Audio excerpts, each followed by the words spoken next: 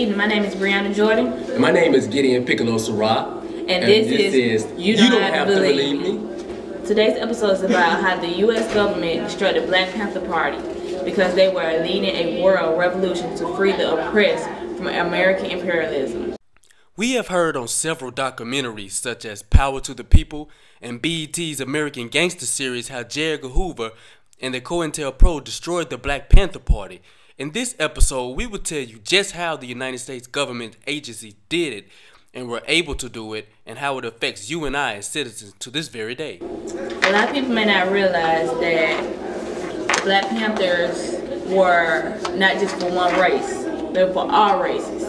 Were the Panthers a group of thugs and gangsters who just wanted to kill everybody and deserve what they got, or what were the Panthers actually? Actually, the Panthers was a group of people, not just we're one going to race. answer that in this upcoming edition of our show called Myth Killers.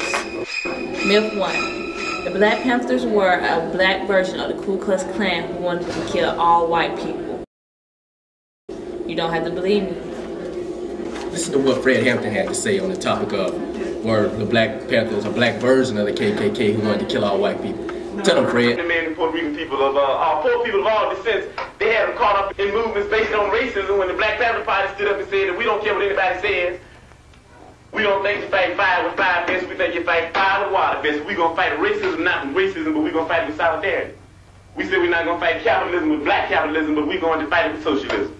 We stood up and said we're not going to fight reactionary pigs and reactionary state's attorneys like this and reactionary state's attorneys like Hanrahan with any other reactions on our part. We're going to fight their reactions where all of us people are getting together and have an international proletarian revolution. Right on. Right on. And that's saying all power to the people. Right on. That's saying that no matter what color you are, there's only two classes. Myth number 2, were the Black Panthers angry militants with no purpose who wanted to just shoot police? Come on, son. But you don't have to believe me. You know, the Black Panthers several of the Black Panthers were college students. Actually, Huey P. Newton and Bobby Seale both were college students. Black folks have got to understand it's not going to college and getting an education just to get a good job.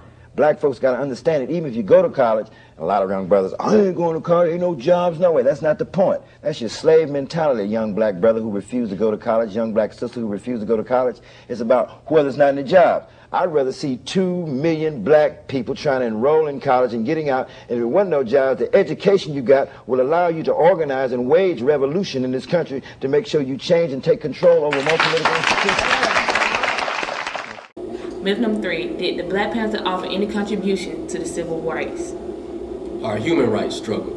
Or human rights struggle. And the Black Panther Party, they had the free breakfast program for several kids. Kids would go to school and go through everyday life hungry. Some of them were passing out in the streets, and the Black Panthers saw that feeding kids before they woke up in the morning, all these things were necessary for the well-being of the community. They also had a program called SAFE, Seniors Against a Fearful Environment, where they protected the senior citizens going to and from work and to their everyday going abouts. They also had the free clothing program, where they also gave free shoes, free shirts, free pants, and everything. And the clothes were not bummy clothes like what you would find in part of the Salvation Army and things of that nature, but they were actually stylish clothes, and they were able to contribute these type of things to the community. Also, the Panthers had a free medical program.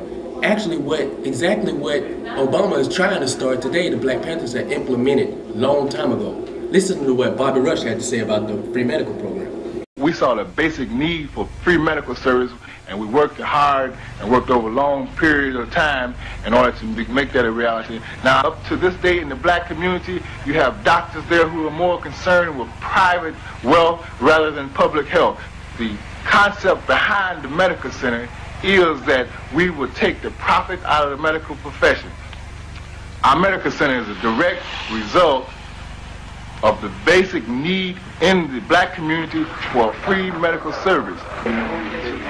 Join us next time on Myth Killers, where we break down, can black people, quote-unquote African Americans, be racist?